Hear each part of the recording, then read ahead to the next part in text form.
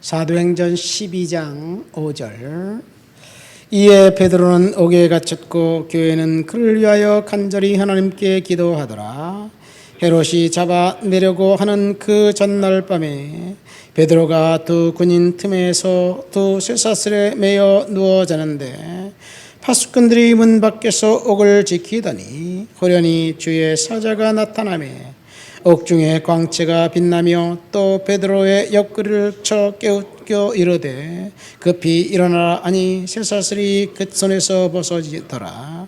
천사가 이르되 띠를 띠고 신을 신으라 하거늘 베드로가 그대로 하니 천사가 또 이르되 겉옷을 입고 따라오라 한대 베드로가 나와서 나갈새 천사가 하는 것이 생시인 줄 알지 못하고 환상을 보는가 하니라.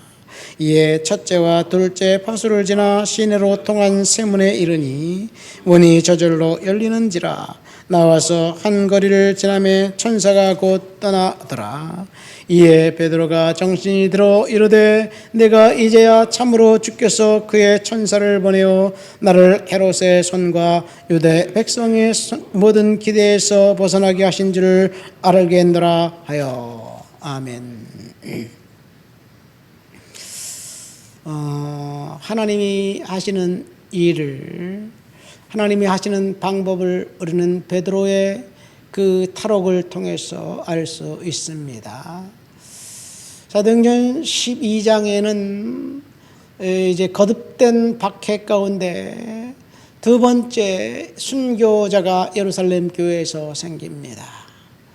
사도행전 7장에 평신도 리더 스데반이 이제 순교당한 장면, 그래도 스데반이 군중들 앞에서 설교했고 그의 얼굴이 해같이 빛났고, 그리고 군중들이 그를 향해 돌을 던져 죽일 때 스데반은 하나님 앞에 기도하기를 주여 저들의 죄를 저들에게 돌리지 마옵소서, 예수님처럼 용서해달라고 그렇게 기도하고 이제 잠자는 사람처럼 순교했습니다. 그런데 사도행전 12장 야고보의 순교는 스데반의 순교와 너무나 다릅니다. 너무나 황당하고 어처구니 없고, 그리고 정말 졸지에 창졸간에 일어났습니다. 야고보 사도 누굽니까? 예수님이 가장 사랑했던 12 제자 중에서 특별히 더 사랑해서 3명을 아껴서 지근거리에서 예수님이 그들을 데리고 다니면서 특별히 훈련시켰던 사람입니다. 베드로와 야고보와 요한은 예수님께서 따로 그들을 데리고 다니면서 이제 훈련을 시켰어요. 첫 번째 그들을 따로 훈련시킨 것은 변화산 사건입니다. 변화산 사건에 베드로와 야고보와 요한을 따로 데리고 변화산에 가서 예수님이 변형되시고, 그리고 얼굴이 이제 해같이 빛나는 것을 보시고 모세와 엘리야와 함께 이제 별로 이야기하는 것을 보게 됩니다. 이때 베드로가 너무나도 그 광경이 황홀해서 여기에 우리 총악셋을 지어놓고 영원히 여기서 있었으면 좋겠습니다. 여기가 천국인 것 같습니다. 뭐 그런 얘기를 합니다. 두 번째 베드로, 야고보, 요한을 따로 데리고 간 사건은 12살 먹은 회당장의 딸 소녀를 살려둘 때, 달리다금 사건 때 베드로와 야고보, 요한을 따로 데리고 죽은 소녀가 있는 그 방으로 데리고 들어가서 그 소녀를 살려줍니다. 그런 죽은 자를 살리는 기적을 일으킬 때 특별히 야고보를 데리고 갔어요. 그 이유는 뭔가 하나님께서, 예수님께서 야고보를 특별하게 쓰시기 위한 특별한 목적이 있었기 때문이 아닌가 생각됩니다. 세 번째 베드로, 야고보, 요한을 데리고 간 사건은 겟세마네 동산의 기도 사건입니다. 이처럼 예수님의 기대에 부응해서 베드로는 정말 수제자답게 불같은 그런 사역을 이제 처음부터 두각을 나타내어 사역을 하고, 요한은 순교를 당하는 일에서 이제 건진받고 끝까지 남아서 마지막 요한계시록을 써서 7교회에 보내면서 요한의 사역을 이제 마지막으로 마칩니다. 그러나 야고보는 그냥 아무것도 쓰임 받지 못하고 죽는데 너무나 허무하게 죽었습니다. 야고보가 를 살해한 그 사건 이후 헤롯 왕은 유대인들이 좋아하는 것을 보고 베드로를 죽이려고 또 베드로를 잡아서 오게 됩니다. 너무 급작스럽게 일이 일어나서 이제 성도들은 손쓸 틈조차 없었습니다. 야고보의 순교는 성도들로 하여금 경각심을 일으키게 만들었습니다. 그래서 베드로가 잡혔다는 소식을 듣고 성도들이 모여서 교회에서 철야 기도를 하고 있습니다. 공교롭게도 6월절 명절이 6월절인가요? 장막절 명절이 있기 때문에 그 명절이 끝나면 이제 죽이려고 작정하고 16명의 그 파수꾼들을 세워서 꼼짝 못하고 도망가지 못하도록 그렇게 만들었습니다. 옥에 이제 첫째와 둘째 문이 있으니까 문을 이중으로 잠그고 그 다음에 2명의 천사들이 그 양쪽 옆에서 이제 같이 쇠사슬을 묶어서 같이 잠을 자고 이제 꼼짝없이 도망갈 수 없는 그런 상황 가운데 베드로는 날이 새면 죽게 되었습니다. 아마도 예루살렘 교회는 야고보 사도가 순교당한 사건을 계기로 아주 긴급하고 하나님 앞에 열렬하게 기도했을 거예요. 야고보가 순교한 사건은 기도할 틈도 없었습니다. 야고보가 잡혔다. 우리 기도합시다. 이제 기도해지죠. 그런데 죽었다 그런 소식이 들리니까 너무나도 황당했어요. 그러나 베드로가 잡혔을 때는 이제 특별히 성도들이 기도하기 시작했습니다. 그런데 정작 베드로는 잡혀서 쇠사슬에 묶여 있는데 기도하지 않았습니다. 베드로는 뭐 했어요? 잠을 쿨쿨 잤어요. 하나님의 방법이에요. 여러분, 우리가 열심히 기도하면 하나님이 들어주시고 응답해 주신다고 생각하지만 베드로 경우 보니까 잠만 자도 하나님이 때가 되고 하나님의 시간이 되면 풀어주시고 역사해 주신다는 사실을 우리는 알게 됩니다. 그러니까 기도가 뭔가요? 하나님 앞에 달라고 열심히 강청하는 것이 기도 맞습니다. 그러나 응답은 우리가 강청했기 때문에 주시는 것이냐? 때로는 아닐 수도 있어요. 물론 주님의 말씀이 누가복음 18장에 보면 한 과부의 그 비유를 들어서 강청하라고 이야기하고 있습니다. 강청하는 것 기도입니다.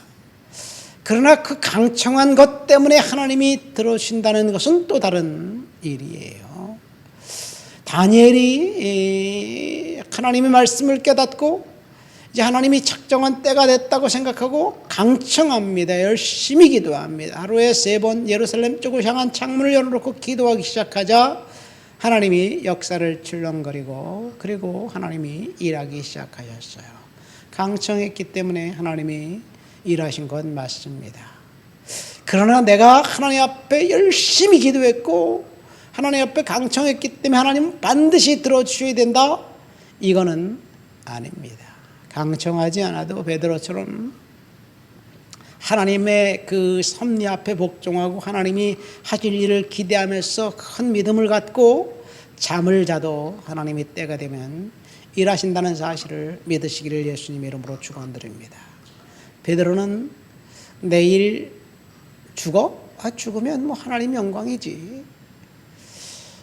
그래서 하나님 앞에 편안한 마음을 갖고 믿음을 갖고 잠을 잤을 수 있는지 모르겠습니다. 베드로의 생각은 나는 아직 죽을 때가 되지 않았어.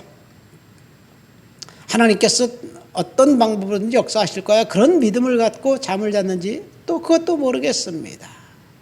그러나 베드로는 천사가 자기를 깨워서 뭐 첫 번째, 두 번째 깨워가지고 일어나라, 옷을 입어라, 띠를 띠고 뭐 허리를 묶어라, 신발을 신어라, 이렇게 이야기하고 이제 첫 번째 파수, 두 번째 파수를 지나고 그리고 옥문이 열려고 지나고 천사하고 여러 번 동행하는 동안 베드로는 환상인 줄 알았다라고 볼 때 그는 자신이 옥에서 나갈 것을 전혀 기대하지 않았던 것 같습니다.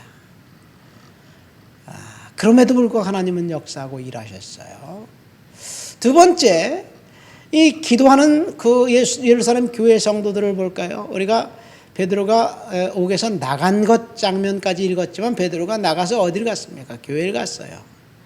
그래서 교회에서 성도들이 문을 잠궈놓고 들여와서 이제 문을 잠궈놓고 기도를 열심히 하고 있어요. 문을 막 두드리니까 성도들이 너무 열심히 기도하느냐고 아무도 듣지 못했는데 기도하지 않고 있었던 로데라는 계집종이 들었어요. 그래서 문 두드리는 소리가 있어서 나가보니까 문은 함부로 열어주면 곤란하다고 얘기를 들어서 그런지 문을 안 열어요. 그러더니 목소리를 듣고 베드로인 줄 알아요. 그래서 문을 열어주고 베드로가 들어오게 되는데 이 로데가 들어와가지고 사도들 앞에 막 이야기하는 거예요. 베드로가 왔다고, 베드로가 왔다고. 그러니까 사도들이 정신없는 말을 하냐? 아니다, 진짜 왔다. 그러니까 너 그러면 꿈을 봤냐, 환상을 봤냐, 헛것을 봤다, 막 이렇게 얘기를 하고 계속해서 베드로가 문을 두드리니까 그때서 문 두드리는 소리를 듣고 나가서 베드로를 영접하잖아요. 그 말은 무슨 말입니까? 자기들이 기도했지만 베드로가 이렇게 올 줄은 믿지 못했어요. 그래도 하나님은 역사하셨어요. 우리가 기도하지만 진짜 하나님이 내가 기도한 대로 해줄 수 있을까? 의심해도 때로는 하나님이 역사하시고 일하신다는 것을 오늘 본문을 통해서 우리는 알게 됩니다. 그렇죠? 하나님이 일하시는 방법은 우리가 일하는 방법, 생각과 다릅니다. 이것이 오늘 본문을 통해서 저와 여러분들에게 주시는 교훈입니다. 여러분, 하나님께서 일하실 때까지, 하나님의 시간이 될 때까지 우리는 하나님 앞에 믿음을 갖고 기도해야 된다는 사실. 사실 기도 응답은 어디서 있느냐? 문제가 해결된 것이 기도 응답이 분명히 있겠죠. 그러나 문제가 해결되기 전에 하나님이 우리 마음속에 평안을 주시면 그것은 응답이에요. 베드로는 주님이 주신 평안한 마음을 가지고 믿음을 갖고 살았어요. 여러분, 우리가 기도했다면 하나님이 들어주실 것을 믿고 평안한 마음을 갖고 하나님 앞에서 일상생활한다면 하나님께서 반드시 이 역사하시는 광경을 보게 될 줄 믿습니다. 한나를 보세요. 한나가 기도했어요. 너무나 서름에 복받쳐서 기도했어요. 그런데 기도하는 광경을 봤던 제사장이, 엘리 제사장이, 야, 너 지금이 몇인데 술 처먹고 와서 난리냐? 그렇게 면박을 주고 타박을 줘요. 그랬더니 한나가 거기에 상처받지 않고, 제사장님, 제가 술 먹은 게 아니라 제 마음이 원통해요. 제가 아이가 없어서 지금 하나님 앞에 기도하고 있습니다. 그랬더니 이 엘리 제사장이 금방 또 입을 싹 닫고 축복을 해요. 참. 그런데 한나는 그 우리식으로 하면 성령 충만하지 않은 그 목회자 엘리의 이야기를 듣고 편안한 마음을 듣고 갔어. 그리고 다시는 얼굴에 수심이 없었다. 그런 이야기를 합니다. 성경이 그렇게 돼 있죠. 이것이 한나의 믿음입니다. 아마 하나님이 한나의 그 믿음을 보고 아들을 주시는 것 같아요. 저와 여러분들이 원하고 바라고 간구하는 것이 많지만 하나님 앞에 기도했으면 이제 하나님이 역사할 시간을 생각하면서 하나님 앞에 평안한 마음을 갖고 갖고 기다리시기를 예수님의 이름으로 축원드립니다. 여전히 문제가 해결되지 않는다 할지라도 하나님께서 분명하고 명확하게 저와 여러분들의 기도를 들어주실 줄을 믿습니다. 예루살렘 교회 성도들이 기도하는 그 기도를 분명히 듣고 하나님은 응답하셨고 베드로의 믿음을 통해서 응답하셨습니다. 말씀을 맺습니다. 우리는 하나님이 하시는 방법에 대해서, 일에 대해서 베드로의 투옥 사건을 통해서 알게 됩니다. 하나님은 야고보의 순교와 베드로의 투옥 사건을 통해서 예루살렘 교회를 깨어서 연합 중보 기도를 하도록 만드셨어요. 이것이 가장 큰 하나님의 섭리가 아닌가 생각됩니다. 무슨 일이 있으면 이제부터는 조그만 것 하나라도 성도들이 모여서 열심히 기도할 때 하나님께서 이제 응답하시고 일하신다는 것. 그래서 기도가 성도들의 비밀 병기예요. 우리가 기도를 통해서 하나님의 응답을 경험하고 우리가 기도했으면 베드로처럼 마음의 평안을 갖고 주님 앞에 살아간다면 하나님께서 놀라운 일들을 저와 여러분들 통해서 이룰 줄 믿습니다. 하나님 아버지가 감사합니다. 오늘도 주님 앞에 나와 주를 높여드리고 주를 찬양하고 주를 예배합니다. 성령의 능력과 충만과 거룩한 역사로 사로잡아 주시옵소서. 예수님 이름으로 기도합니다. 아멘.